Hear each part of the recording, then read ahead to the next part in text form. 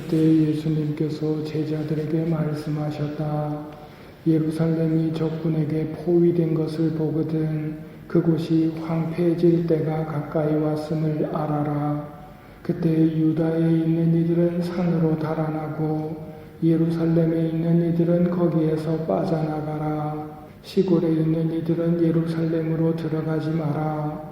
그때가 바로 성경에 기록된 모든 말씀이 이루어지는 징벌의 날이기 때문이다. 불행하여라. 그 무렵에 임신한 여자들과 젖먹이가 딸린 여자들, 이 땅에 큰 재난이 이 백성에게 진노가 닥칠 것이기 때문이다. 사람들은 칼날에 쓰러지고 포로가 되어 모든 민족들에게 끌려갈 것이다. 그리고 예루살렘은 다른 민족들의 시대가 다 찰 때까지 그들에게 짓밟힐 것이다. 그리고 해와 달과 별들에는 표징들이 나타나고 땅에서는 바다와 거센 파도 소리에 자지러진 민족들이 공포에 휩싸일 것이다. 사람들은 세상에 닥쳐오는 것들에 대한 두려운 예감으로 까무러칠 것이다. 하늘의 세력들이 흔들릴 것이기 때문이다. 그때 사람의 아들이 권능과 큰 영광을 떨치며 구름을 타고 오는 것을 사람들이 볼 것이다. 이러한 일들이 일어나기 시작하거든 허리를 펴고 머리를 들어라. 너희의 속량이 가까웠기 때문이다. 오늘도 우리 애기 복사들하고 좀 이야기를 하겠습니다. 성당에 다니는 사람들하고 성당에 다니지 않는 사람들의 가장 큰 차이가 죽음을 바라보는 시선의 차이입니다. 성당 다니는 사람들이 생각하는, 안 믿는 사람들이 보는 죽음은 굉장히 다릅니다. 죽을 것 같은 분위기가 오늘 복음에서 느껴집니다. 땅에서는 바다와 거센 파도 소리에 자지러진 민족들이 공포에 휩싸일 것이다. 사람들은 세상에 닥쳐오는 것들에 대한 두려운 예감으로 까무러칠 것이다. 하늘의 세력들이 흔들릴 것이기 때문이다. 하늘의 세력들이라고 하면 모든 천체가 흔들릴 것이기 때문이다. 지진이라는 게 그냥 별것 없이 땅만 흔들리는 게 아니라 묘하게 두려움을 가져다 줘요. 그리고 오늘 복음이 말하는 것처럼 공포를 느끼게 하고 자지러지게 만들어요. 그래서 일부 사람들은 까무러치게 되고, 그런데 이렇게 사람들이 전부 죽을 것 같아서 공포에 휩싸이고 까무러치는데 예수님은 우리 보고 어떻게 하라고 말씀하시나요? 허리를 펴고 머리를 들어라. 너희가 속량받을 때가 가까웠기 때문이다. 너희의 속량이 가까웠기 때문이다. 예수님의 이 말을 알아들으려면 속량이 무슨 말인지 알아들어야 되는데, 속량이라는 말이 무슨 말이냐면 돈을 주고 사람을 다시 사오는 걸 말해요. 대표적으로 조선시대에는 평민으로 살다가 망해버리면 천민이 돼요. 종이 된다고요. 종이 된 사람을 다시 종살이에서 평민으로 올리려면 몸값을 지불해야 돼요. 몸값을 지불한 게 속량하는 거예요. 종이 된 사람을 다시 평민이 되게 만드는 게 속량이라고 할 수 있는데, 너희의 속량이 가까웠기 때문이다 라고 말씀하시면 우리가 종이라는 말인가요? 세상 사람들이 볼 때는 종이 아니에요. 하지만 종이에요. 무슨 종이냐면 죄를 짓는 죄의 종인 거예요. 하늘나라 들어가는데 죄가 있으면 들어가지를 못해요. 그런데 우리는 죄를 짓는단 말이에요. 그러면 하늘나라 못 들어가는데 어떡하나요? 너희의 속량이 가까웠기 때문이다. 예수님이 오셔서 우리한테 해주신 게 뭐냐면, 우리가 하늘나라를 죄 때문에 못 들어가고 있었는데 예수님이 오셔서 그 죄를 해결해 주신 거예요. 그게 예수님을 구세주라고 부르는 이유예요. 천국과 지옥이 어떤 곳인지를 안다면 예수님이 우리한테 해주신 이 선물이 얼마나 큰 선물인지 예수님에 대한 고마움과 감사가 끊이지 않고 찬미로 바쳐져야 돼요. 지옥에 가야 되는 우리를 천국으로 갈 수 있도록 해주신 분이 예수님이라는 말입니다. 오늘 예수님이 오실 것을 예고하시는데 사람의 아들이 권능과 큰 영광을 떨치며 구름을 타고 오는 것을 사람들이 볼 것이다. 구름을 타고 천사들을 거느리고 오실 거라는 말씀이에요. 여러분 이거 처음 들어요? 아니면 들어서 알고 있는 내용이에요?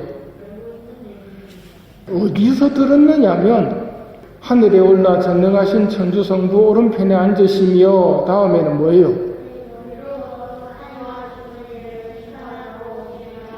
그렇지, 그 장면이 바로 이 장면. 구름을 타고 오는 모습.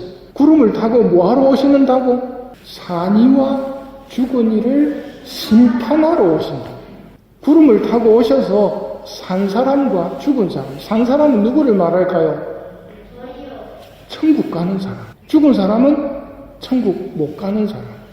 악마들과 함께 천국 못 가는 사람들이 죽은 사람들이에요. 근데 그때 사람들이 많이 까무러치고 졸도를 할 거라 두려워서 8월 15일이 안 믿는 사람들한테는 광복절이지만 우리한테는 광복절도 되고 또 무슨 날도 돼요? 성모승천대축일이 8월 15일이에요. 성모승천대축일이 무슨 날이에요? 성모님이 하늘나라로 가시는 게 성모승천이지요. 그러면 안 믿는 사람들 눈으로 볼 때는 8월 15일이 무슨 날이에요? 성모님 장례식이에요. 지금으로 치면 성모님 제삿날이에요. 8월 15일은. 제삿날인데 우리는 제삿날이라고 안 하고 대축일이라고 그래요. 왜 그럴까요? 죽고 나서 어떻게 되는지 모르는 사람 눈에는 죽으면 끝이라고 생각하니까 제삿날이에요. 그러나 죽음 다음에 뭐가 있는지 예수님이 설명해 주셔서 아는 우리들은 죽음이 뭔지를 아는 거예요. 죽음은 죽음이 아니고 하늘나라로 들어가는 거예요. 믿는 우리들에게는 죽음이 하늘나라 가는 날이에요. 각자의 세례명이 있지요. 세례명 있으면 축일도 있지요. 그날이 무슨 날이에요? 그분이 옛날 표현으로 하면 천상탄일이에요. 그분이 천국에 태어나는 날이에요. 그럼 이 지상에서 볼 때는 무슨 날? 죽은 날. 여기서 죽은 날 천국에서는 태어난다고 천상탄일이라고 하거든요. 그러니까 우리에게는 죽음이 아니고 영원한 하늘나라로 들어가는 날이라는 말이에요. 그렇게 만들어 주신 것은 예수님이 속량을 해주셨기 때문이에요. 예수님이 속량 안 해주셨다면 우리가 죽는 날은 지옥 가는 날이었어요. 마귀들 만나가 불 속으로 들어가야 되는 날이었는데 예수님이 오셔서 죽어서 지옥 갈 우리들을 속량해 주셔서 하늘나라 가는 날로 만들어 주신 거예요. 그러니 이 은혜를 잊어버리면 되나요? 안 되나요? 안 되죠. 이걸 기억해야 돼요. 언제 기억해요? 죄를 사하여 주려고 너희와 많은 일을 위하여 흘릴 피다. 그 말이 무슨 말이에요? 예수님이 당신이 피 흘려서, 즉 목숨을 바쳐서 속량을 해주셨다는 그 은혜를 미사 때마다 기억하는 거예요. 그걸 여러분은 복사 쓰면서 이제 돕는단 말이에요. 그러니 여러분이 누구보다도 지금 우리의 속량이 이루어지고 있구나. 오늘도 인간들은 하느님 앞에서 죄를 많이 지었을 거예요. 지구 곳곳에서. 그 모든 죄들을 오늘도 예수님이 죄를 사하여 주려고 당신의 피를 흘려서 하늘나라로 들어갈 수 있도록 해주신 은혜, 그걸 기억하는 날이고 아버지께 당신 아드님이 피 흘려서 우리 몸값을 치르셨습니다 하고 고백하는 날이 미사 때마다 이루어지는 그 부분이에요. 그러니 우리는 미사를 드릴 때 이 은혜를 기억해야 돼요.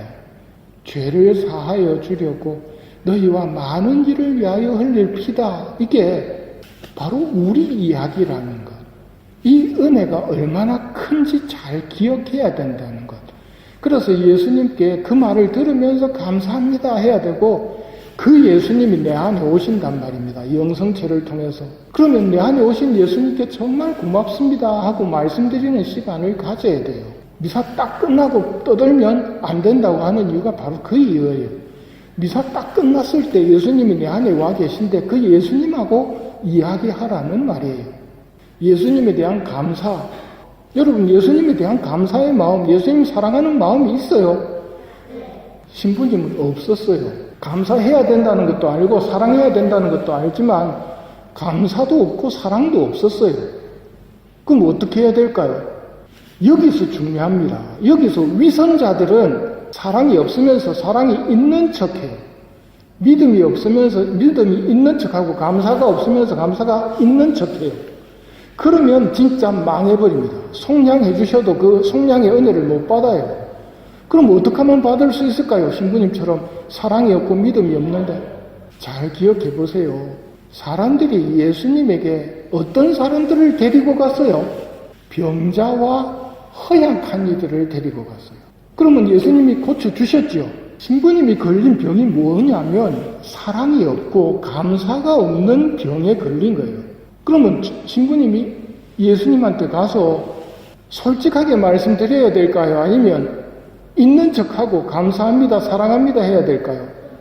솔직하게 저 좀 고쳐주십시오. 저는 사랑이 없습니다. 믿음이 없습니다. 감사가 없습니다. 하면 예수님이 고쳐주실까요? 죽은 사람도 살리시는 분이 예수님이란 말입니다. 내 병을 고쳐주실 수 있는 분이에요. 그래서 더욱더 예수님께 감사드려야 돼요. 예수님의 속량의 이야기를 들으면서 예수님이 정말 우리를 사랑하셔서 속량해 주시는구나. 감사하는 마음이 없는 이런 나를 고쳐주시는구나. 그래서 하느님께는 더욱더 감사를 드려야 되는 거예요. 그래서 사람들이 모두 다 이제 큰일 났다, 죽었다 하는 순간 허리를 펴고 머리를 들어라. 너희의 속량이 가까웠기 때문이다. 이 말은 하느님이 우리에게 이렇게 큰 선물을 주셨다는 말이에요. 그러니 여러분이 복사 쓸 때는 옆에서 누구보다도 뜨거운 감사와 찬미의 마음을 가지고 예수님 감사합니다. 혹은 사랑의 마음이 없을 때는 예수님 사랑해야 되는데 감사해야 되는데 제게 그런 마음이 없습니다. 이런 저를 고쳐주십시오 하면서 옆에서 복사를 써야 돼요. 아셨죠? 그러면 여러분들은 다른 많은 사람들을 구원할 수 있도록 도와주는 아주 구원의 조력자가 되는 거예요. 그런 마음으로 예수님께 내가 부족한 게 있으면 이 미사 중에 말씀드리면서 미사를 계속 동원하도록 합시다.